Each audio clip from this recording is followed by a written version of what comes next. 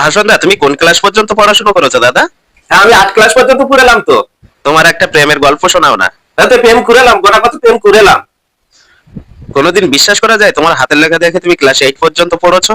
তা হাতের লেখা ভালো হবে না? তোরা তো এখন শুধু এসএমএস করে প্রেম করিস, আমরা তো শুধু চিঠি লিখতাম। ওই যার হাতের লেখা যত ভালো হবে এটা তার ভালো পছন্দ করবে, ওই জন্যই তো আমরা শুধু হাতের লেখার উপর জোর দিতাম। তাতে হাতের লেখা অস্থির। তা আমি যখন ওই 7 ক্লাসে পড়তাম তখন 8 ক্লাসের মায়ের একটা চিঠি দিলাম, সে আইসে একটা থাকিয়ে চড় মারলো আমার, হাতের লেখা পছন্দ করলো।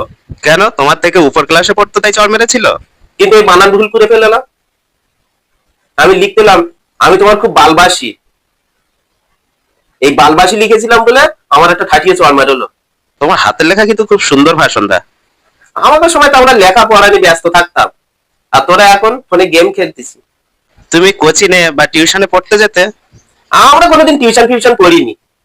আমাদের স্কুল মাস্টাররা যা সুন্দর পড়াতো না, তাতেই বাড়িতে এসে প্র্যাকটিস করলেই আমাদের হয়ে যেত।